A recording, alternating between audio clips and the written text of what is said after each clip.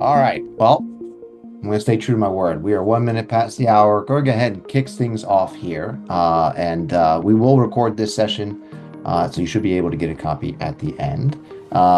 Thank you for joining us today on today's session on specifically ServiceNow Healthcare and how to unify voice and workflows for a better patient and provider experience. My name is Guillaume. I will be your host today. Before we kickstart things, a couple quick housekeeping items. For all our viewers, just a reminder, some of the things that we cover could be forward-looking in nature.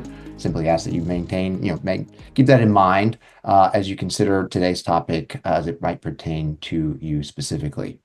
With that, quick round of introductions. So again, my name is Guillaume, G for short. I am the ServiceNow practice lead here at 3C Logic, and it is my pleasure to actually introduce our guest today, Elevsis from Keenstack. Elevsis, how are you? Yeah, thanks, G, for inviting me today. So again, my name is Elefsi. I'm responsible for customer success at Keenstack. Keenstack is a ServiceNow integrator that really focuses and verticalizes in healthcare and public sector. Came to Keenstack, a little bit about me, came to Keenstack from Banner Health, where I spent 10 years and wrapped up my time there as the VP of Infrastructure and Operations and Enterprise Architecture. So very glad to be on the call with you today, G. Likewise, and it's a good thing that you're a specialist in healthcare, obviously with your background, because if this was a manufacturing webinar, you'd be in the wrong place. But you're in the right place. It's good to have you with us. So let's actually dive in. Let's take a look at today's agenda. We always try and keep these sessions to within 35 minutes or so. So we try and pack in a lot in a little bit of time. But if we take a look at sort of what we're going to cover, one, market trends, and then we'll also focus specifically on how some of those trends apply to the healthcare space. And we'll take a look at obviously today's dominant topic, which is not just ServiceNow, but ServiceNow in the context of your contact center operations. How do you marry those two together? And we're going to give you some examples. So myself and Elevsis have actually taken the time to record a couple of examples that will showcase the art of the possible and how that might pertain to yourselves. And then we'll try and close out with a couple key takeaways. So with that, let's kick things off. So if you've joined us in the past, you'll know that at least this year, we've tend to gravitate to this slide as a way to sort of kick off the conversation. It's because it kind of highlights the conundrum that most organizations, industry agnostic for that matter, find themselves in, which is interestingly enough, despite all the technology that has proliferated over the last decade, AI being obviously the latest buzzword, customer experience, which would include patients and providers and members, right? We're going to sort of use that as a broad umbrella, is actually on the decline. It's actually the worst it's been in the last decade. And so as a result, and perhaps not shocking to our audience, there's been sort of this push towards mass AI adoption, right? And hoping that AI was going to be this fix. And the predominant goal there, of course, is to do one of two things. Either one, help automate and replace those human touch points with a focus on trying to lower operational costs, and self-service, right? Is there a way to push customers, and for today's purposes, we'll call them patients or providers, into digital first channels? And the goal there is to ideally resolve the inquiry without human intervention. Now, that all sounds great, and we're going to get into today why that is perhaps sometimes not easy. But what it's sort of proliferated is in the process, there is unfortunately been this execution gap, this AI disillusionment, if you will. And a lot of it has to do with the fact that AI is only as good as the data and context it has access to. And we're going to dive into that specifically in detail today. But the broad notion is, if data remains siloed, it's going to create significant limitations in terms of what AI is capable of doing.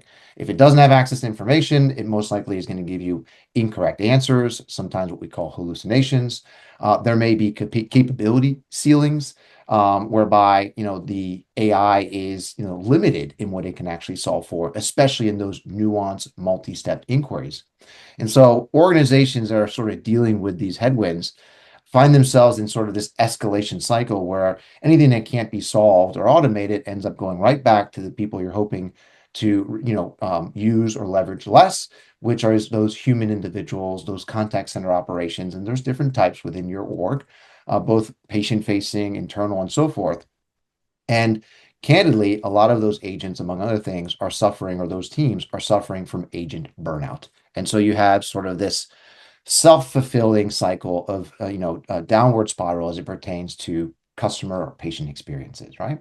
So that's sort of the environment we find ourselves in, and it's not new. It's actually been going on for years, and it's what everyone is hoping to solve. If we look at healthcare specifically, I'm going to turn it over to my counterpart to talk about what are some of the specific dilemmas and hurdles within the industry from that perspective.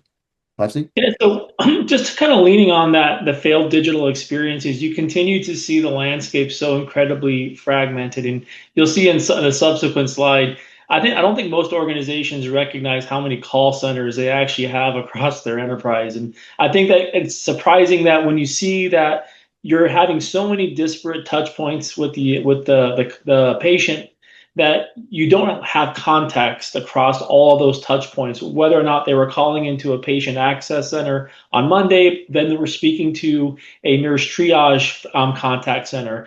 And so even with the advent of a lot of these patient access tools and engagement solutions, call volumes are still soaring. And you have, I think the average wait time is around 4.5 minutes, maybe encroaching on 5 minutes for someone to pick up the phone, which is leading to these poor satisfaction metrics. And I think I had seen another metric recently that nearly 80% of healthcare contact center agents are on the verge of burnout because they're being asked to do so much work. And you have a lot of this.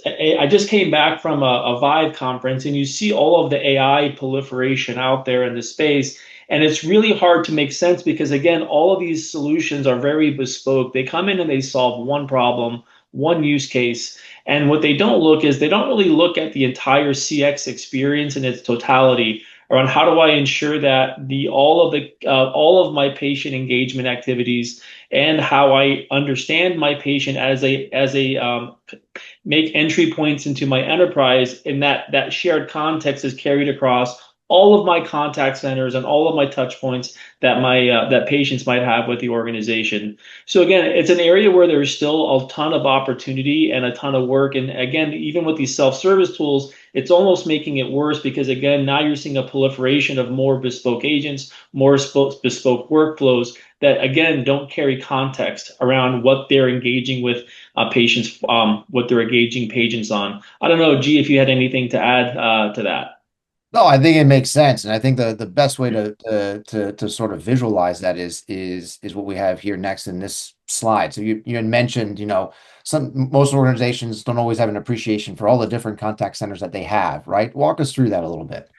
Yeah, so I mean, again, things that you can see here are the typical ones, right? You might have your main revenue cycle, contact center. You may have a patient engagement contact center. You may have a referral management contact center. But there's also meal ordering services. I had mentioned earlier that you have nurse on call contact centers. These are all touch points. And the interesting thing is that a lot of these contact centers, they all run very unique and bespoke infrastructure, all the way from the ACDs that they're running or PBX systems that they're running to what they're effectively calling the CRM or components of CRM that they're using. Some of them are using the ACD as the CRM to trap contacts. Some of them may be using a Salesforce product here or a Siebel product if it's really old.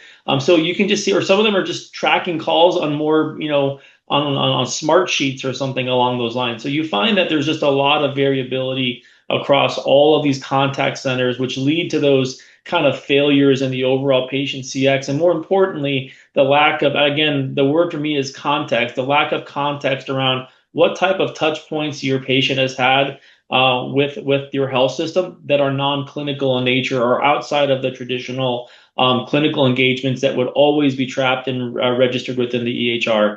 And I think that's an important area to address because you're really only getting, maybe a portion of the total interaction points that your patients have with the enterprise. And again, just to go up, this even extends if you're if you're like a lot of health systems, you also have joint ventures and maybe areas like physical therapy or imaging. These are also areas, again, where your brand or your logo is hanging over the door. But again, you within your own enterprise, have a lack of information around where those touch points have come in from the patient side of it. So yeah, this is kind of that representation of that chaos that maybe is going on within your organization. Yeah. So obviously the goal today is like, okay, well then what's the solution? You've done a great job of highlighting obviously all the pain points. Well, maybe not all of them, but certainly some of the predominant ones as it pertains to customer engagement and what's really, preventing, from those engagements and interactions from being optimized, right? So if we took a step back and said, okay, well, what's the better path? What's the way forward? Under, perfect circumstances, what might that architecture look like instead of that fragmented, data siloed environment, right, where you're using multiple systems, sometimes duplicate systems from different vendors? What's the alternative? And if we look at it from the lens of a ServiceNow and 3C Logic, which we both together represent, I think we both agree that step one is you need to find and create, one foundational layer. So a single data platform and model. And on that, ideally build the different workflows, work streams that are going to affect the actions that you want to occur as a result of those interactions. So now you've sort of streamlined that system of record, if you will. And of course, it's pulling from, and you mentioned a few of those different systems, right? Elevsis is the different EHR systems that are out there that, of course, the healthcare system is predominantly reliant on. So how can you pull from those different sources, but consolidate them into one single system of record, one data stack? And if you're able to sort of create that system of truth, it's on that you can then effectively layer those systems of engagements. Now, ServiceNow obviously has its own native digital channels, whether it's its knowledge portal, chatbots. Today, we're going to focus more predominantly on perhaps that layer that we all love to hate, which is voice. But voice is going through its own complete revolution as a result of AI and the disruption that's come there. Those conversational experiences and what that enables, but of course, only as good as the information and context, you use that term correctly, context that has available, and then from there build the insights. And only if you have this, properly stacked and organized, can you then start to think about, okay, where can I layer on top of that AI and get the efficiency and ROI from there? I don't know if there's anything you'd add there. Yeah, I think the one thing is that you may operate multiple EHRs across the health system. That is pretty common, especially if you're dealing, maybe differentiation between ambulatory and acute EHRs. You may have a separate revenue cycle system that you're operating that is a third party. And then you also find that a lot of organizations will operate a different RIS platform for medical imaging. And the one thing is that even though we show the lines coming in from the EHRs, I think one of the things that ServiceNow has done that's really unique is they've really started expanding out their ability to integrate from a zero copy manner with large data platforms like Databricks or Snowflake. So as again, although you may have this context that you need from each individual EHR to feed into the platform, you also have the ability to have these out of the box connectors with the likes of the Databricks. So you're not having to bring everything into the platform and duplicate and create another PHI risk for your cybersecurity teams and your enterprise to manage. That really goes a long way, especially when you're trying to get context from maybe EHR platforms that are not easily integrated with, because maybe you're already bringing that data and you've done that work into Databricks, but now you just need to expose that Databricks layer to the ServiceNow platform, which really simplifies the integration and your ability to move up the stack like G was talking about earlier. And so if we were to compare it to that fragmented environment, right, sort of said, okay, well, let's look at that ideal tech stack in the context of, rewriting that fragmented framework into presumably what you have on screen. Walk us through a little bit of sort of what that, enables, what that allows. So this is a strategy. I mean, again, this is not something that you turn over overnight. This is something that you lay the foundation to say we are going to have make strategic investments in technologies like ServiceNow and 3C Logic, and we're going to apply this capability to a specific use case. And we can say it's patient access, but specifically maybe it's the referral management patient access portion of the call center, or it's going to be our primary patient care call center. But if you have the strategy and you know where you're driving it, now you can start to look through all of those other contact centers that you have. And as you go through, it's more of a rationalization and deprecation activity as you look at, okay, so where does 3C Logic fit with ServiceNow? Where does this platform that you have in the center fit? within the enterprise, and then you can evaluate all of the other contact centers that you have and say, well, maybe we have a 911 call center that does something completely different, and we need to stay more attached to a physical landline, right, for how we or our commitments. That's not a good fit. But you may find that of the 20 contact centers that you operate throughout your enterprise, including your IT service desk. I know we're talking about the patient side of it, but this is where this really extends into the internal side of the enterprise as well. Now you have one technology portfolio that a portfolio that you can leverage across multiple areas, which ultimately reduces costs and allows you to invest in the agentic workflows that sit within these platforms without having to duplicate them in multiple areas and incur that cost. So this is where we talk about the power of putting that kind of platform into a overall strategy for your contact center rationalization effort. All right, so let's put this in the context of an actual experience, right? So all this sounds great. Walk us through, and I mean, of course, there are different experiences, within the healthcare space, depending on, what your starting point is. But walk us through sort of what we're going to sort of try and highlight or showcase as a follow-on. But walk us through sort of this traditional experience flow that we have on screen. Yeah, so we wanted to take a workflow and a use case that is tied directly to revenue because sometimes you say, well, we have the desire to go invest in technology, but it's a cost center, right? This is going to be an expense and it's soft dollar savings. So if we wanted to point this use case at referral management and the patient access side of the house, where that leakage is one of the main drivers of basically lost revenue within a healthcare organization. So if we're able to take the platform like ServiceNow, what we showed earlier, along with this 3C logic solution holistically, and although we're focusing on the ServiceNow platform and what it can do, the idea is that can you use this solution in this revenue generating area to actually reduce leakage in the enterprise and improve overall patient experience and patient access throughout your enterprise? And what you find in this standard workflow where you'll have a medical referral that comes in either through eFax or a web portal like Ada or WellSky, and then you also have the electronic EHR to EHR referrals in. A couple of those, whether it's the Ada one or the eFax one, there's a lot of data transcription that has to occur. You have to take that. You have to make sure that all the documentation is accurate. Does the referral cover match all of the supporting labs and other clinical documentation along with that? And then you have to go in there and do the patient outreach, go through insurance authorization.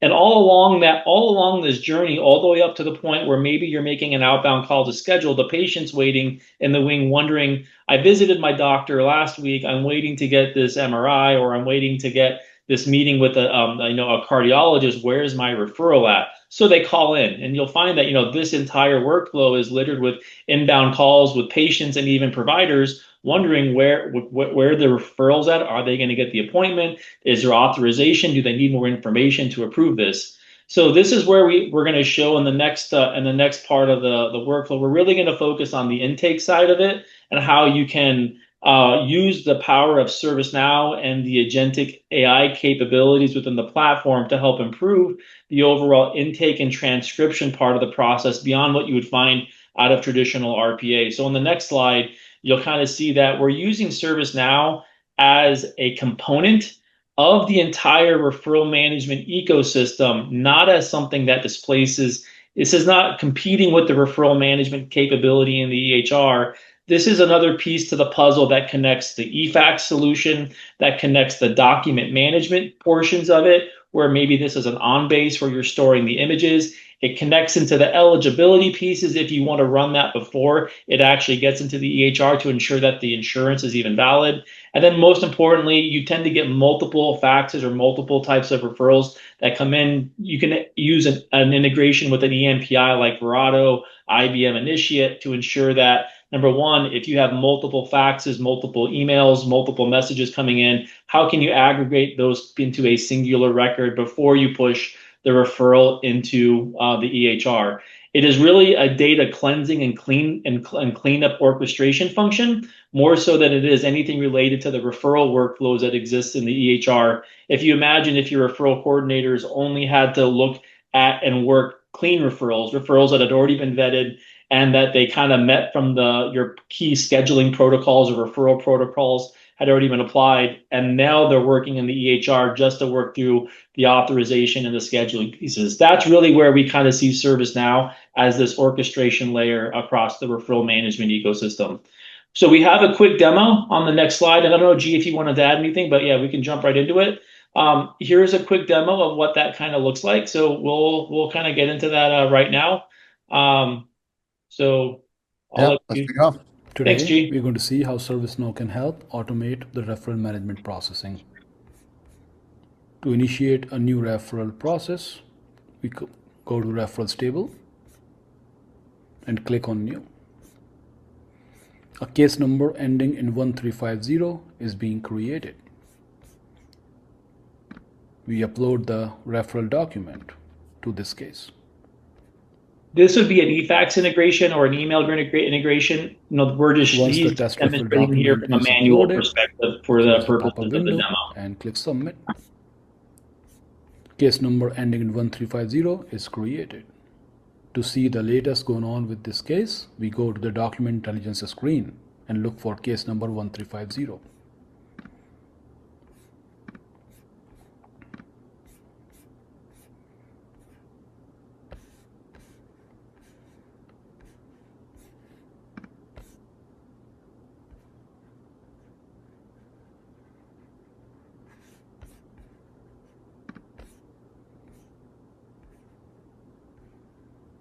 Finds it eventually, I promise. Here is case number 1350. Click on the use case and click on show in doc intel. The document intelligence has already completed processing the document. As you can see on the right side, the values are extracted from the document which is on the left side, 2 pages. You can see first name is here, last name is here, address, state, all of these extracted. Doctor's notes, it has extracted everything. We go back to the referral table and look for case number 1350 again. You see all of the details are now populated. Click on this case. You see the status is approved. Status changed to approved pending scheduling, which means the referral document is now complete and ready for appointment scheduling with patient. There is a knowledge article linked here on this case. This is the knowledge article which has conditions for endocrinology. What this means is that when we receive a referral document for this specialty, it needs to go through all of these conditions validations. If all these conditions are met, then we consider the referral document as complete. If any of these conditions does not meet in the referral document, then the referral document is considered incomplete. From the same page, we can also see you can open a patient record for material, and you can see all referral documents for that patient on the same page. This is the patient page. You can see all of the related information as well once we populate those. We can see Now Assist skill kit as well. This is the AI piece which does the job of making a decision whether the referral is complete or not. Look for case number ending in 1350. Run the test. This is all happened in the background. We are just showing you what it does in the background. You don't need to do any of these. You just have to submit the document. That's it. This all happens in background. You see all these conditions that were in the knowledge articles are here and all were identified or confirmed as met. So the state was updated to approved pending scheduling. Additionally, we have created a workspace which can show you the details at the patient level. Here are all the patients. You can look at any of the patients and their details will show up. How many referrals, what conditions, etc. We have also created a dashboard for referral management which shows how many referrals have come in, approved, what time was taken, specialties, etc., etc. You can just click through any of these to get to the details records.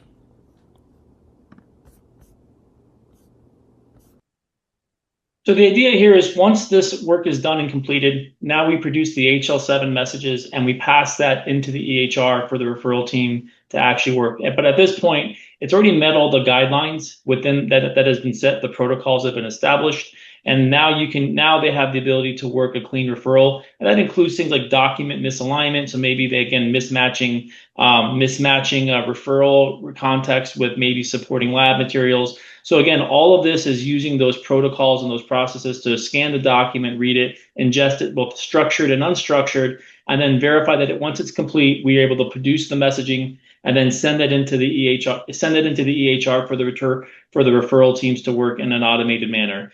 It also creates the format for anyone who's calling in to understand what the status of the referral is. They're able to call in, use this from a CRM perspective to understand where the status of the referral is, and if there's any failures or any follow-ups that have to be done due to missing documentation or anything along those lines that kind of cause referrals to extend out.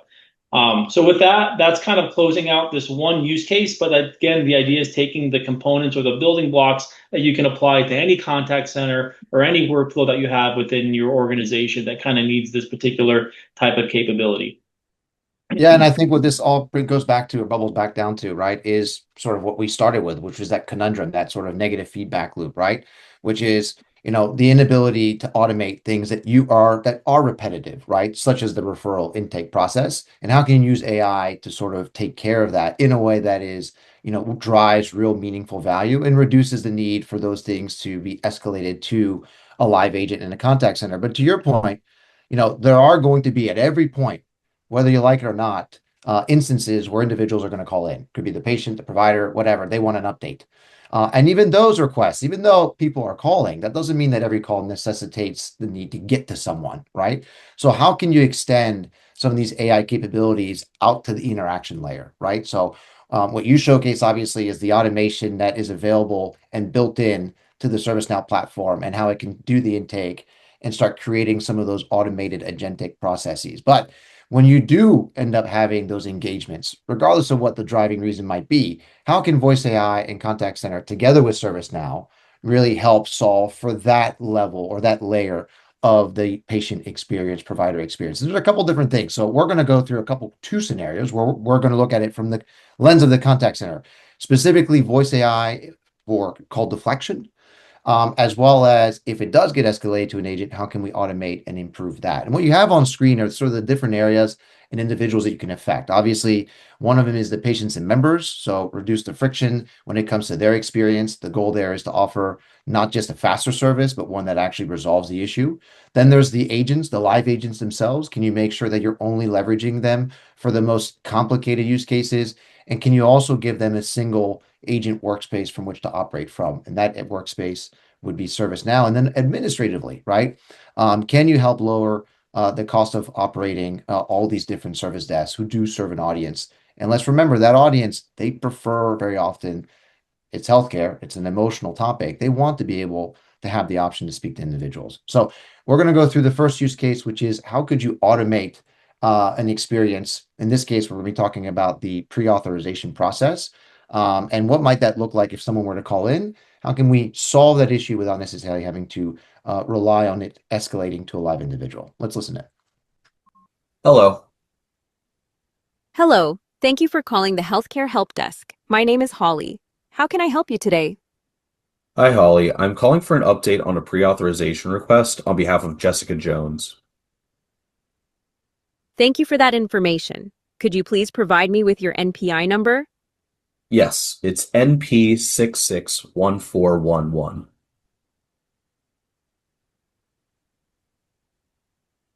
Thank you. Now, could you please provide the last four digits of the pre-authorization request number? Yes, it's 1049. The pre-authorization request number is PAUTH00001049. The status of the request is denied. The short description states, missing key information, and the reason for denial is unable to approve coverage of procedure without primary reason. Is there anything else I can assist you with regarding this request? Yeah, am I able to dispute that denial? Yes, you can dispute that denial. I can assist you in submitting a claim dispute. Could you please provide the requested procedure and the reason for the dispute? Sure, it's an atypical knee surgery, and we've actually deemed it to be a medically necessary procedure. Your claim dispute has been successfully submitted. The claim dispute number is ST00200030. Is there anything else I can assist you with today? No, that'll be all. Thank you. Thank you for calling. Have a great day. Perfect. So we can go ahead and hang up there. And what we'll notice is that we were able to successfully create a new claim dispute in the claim dispute table. We can see that it's correctly associated under the correct member. We have the medically necessary appeal here under our type. We see the requested procedure, just as we mentioned it, as an atypical knee surgery, and it's directly related to our proper use case ending in our pre-authorization request ending in 1049 from our use case here. So that is going to be correctly associated across the board. So quite simple, as you can see, to not only reference that existing pre-auth request, but also to create this new claim dispute as we have here. So I agree, relatively basic use case, and the reason we keep it basic is for the purposes of these types of demonstrations, short and sweet. But the thing I want to really highlight is these types of experiences are not really feasible with the more traditional deterministic IVR experiences that we are all used to. Press one for this, press two for that, and so forth. So even though it's a basic use case, it was conversational and then intelligent enough to understand intent and then understand how to create something as a result of the individual's desire to submit, in this case, a deny or a claim dispute. And so how can we then do the intake? And then of course, this could then trigger an agentic flow that might review the process and maybe change the pre-authorization outcome. But again, how can you provide these types of experiences that would be very hard a couple of years ago to deliver because we didn't have at the time AI to deliver or enable these non-deterministic experiences, which are what facilitate this natural language type of use case. Elevsis, I don't know if there's anything you'd add. Yeah, I mean, you can see this same use. I mean, the technology, the capability, right, extending out to the referral use case that I ran through, where someone's calling in, either it's a patient or a provider, looking to follow up on the status of a referral. And you can say, well, what's missed? You can relay back, well, you're missing, this particular piece of information that's preventing us from being able to move this referral forward in the process. Or even as simple as being able to call in to a patient access center and to get a reminder of when your appointment is. And I'm calling in, oh, do I have an appointment today? Maybe they're not asking for the NPI, maybe they're asking for, first name, last name, date of birth, and last four of SSN. But the idea is that you can provide that without that call having to work its way all the way to the call center, contributing to that 4.5 minutes average wait time. This is a call you can deflect right off the top and really reduce the overall burden and pressure on your patient access team. So it really provides that phenomenal opportunity. I can even see this on the meal ordering side, right? Where you can see a lot of value in kind of saying, like, hey, I want to order this particular meal. They're typically set meals that you can have in the hospital. These are all things that I think that you could find a lot of utility with the combination of 3C Logic and ServiceNow. And we're not getting into how these things are built, but I will tell you, obviously, within the 3C Logic solution, there's an entire voice AI, what we call the voice AI hub, where you can actually build these voice AI agents, give them a personality, determine what are their abilities, and abilities in this example would be referencing what access and context that they have available from ServiceNow to create that level of personalization. And then you can test those agents and deploy them, right? So we're really focusing on what is the outcome. But the ability to build these things is also quite user friendly, including, of course, the referral management example that Elevsis showcased as well. Now, we're not foolish enough to sit here and convince you that everything is going to be automated and you'll never have to go to a live agent. So for the sake of putting that to bed, we did record an example of a call getting escalated to an individual. Let's take a look at real quick what that experience might be or what that might look like from the perspective of a call center agent receiving that call, right? Let's have a look. Let's take a look at what it looks like for someone to dial in as a patient themselves. So let's go back to our workspace and we can close out of that pre-auth request that we had open for Jessica Jones, because now we're going to be calling in as Gilly Parker. And what I want us to focus on here is all of the information that's populated for us as the live agent answering the call. We're going to be provided with a lot of information using ServiceNow's Patient 360 and Provider 360 views. Now, again, making sure that I'm available in ServiceNow to receive calls, we have synchronized our presence with the 3C Logic CTI to make sure that only when we're available to receive calls will we be available in 3C Logic. And when a call comes through, I'm going to show us what it looks like on our screen here. We're going to immediately see that call coming in. We can go ahead and accept that call and see that not only is a new pre-authorization request calling in, but we can see that that call is coming from Gilly Parker here.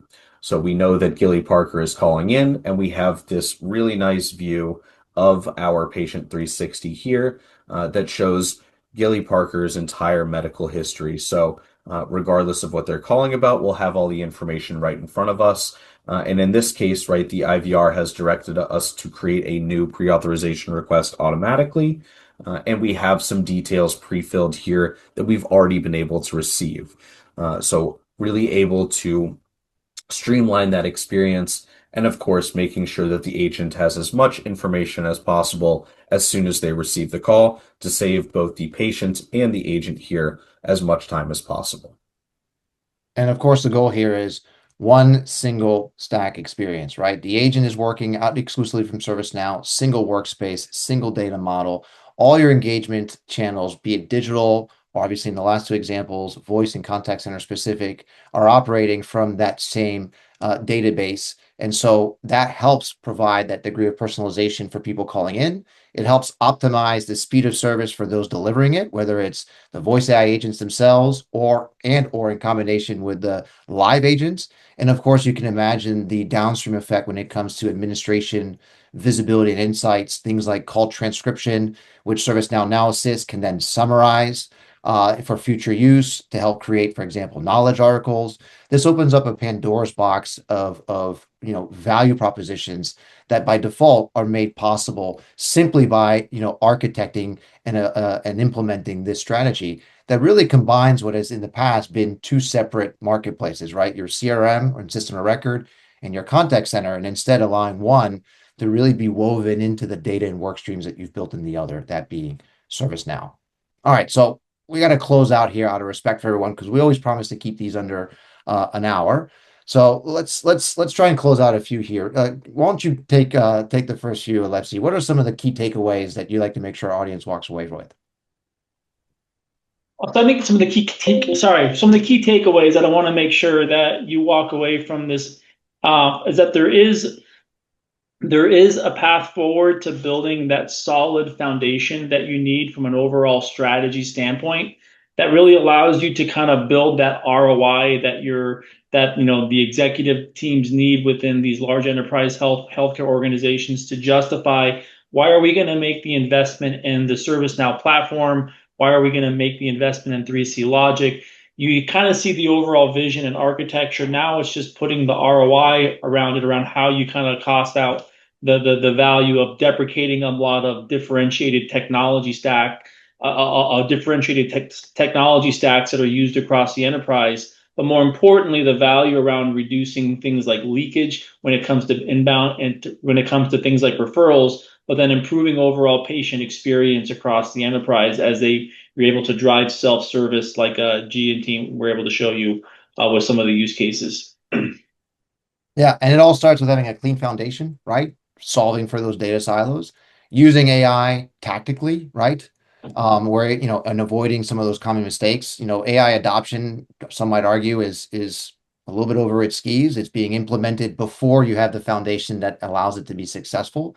And then making sure that it's not a case of displacing or replacing your live agents, but being able to leverage them for what they're best at, which is creating that empathy, the ability to handle more complex use cases and everything in between. Look, And go ahead. just to add to G, I think it's important as your organization's evaluating, probably 10 or 20 different agents to do different things across the enterprise, I think it's important to look back from an enterprise architecture standpoint.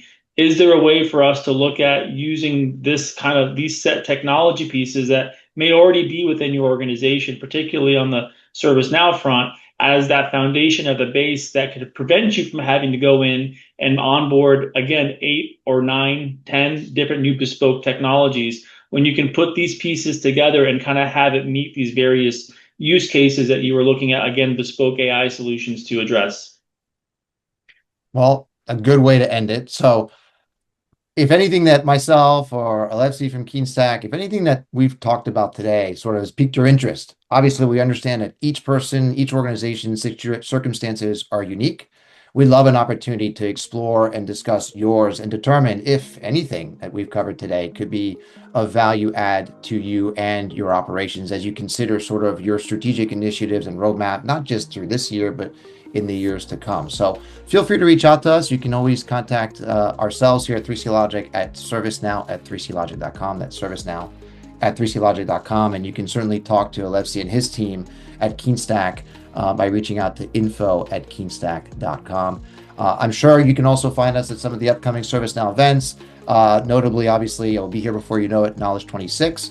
So if you have plans on attending that Las Vegas conference in person, we welcome the opportunity to meet with you in person as well. But stay tuned for future events just like these, and feel free to reach out to ourselves or our friends here at Keenstack in the event that there's anything that we've covered that could be of added interest to you that we can dive into in more detail. Alexi, anything to close out with? No, you said it all. Thank you. All right. Well, with that, we'll let you guys sign off. Again, don't be strangers. Come find us again. Hopefully this was informative, and we hope to have an opportunity to chat with you in the near future. Thanks again.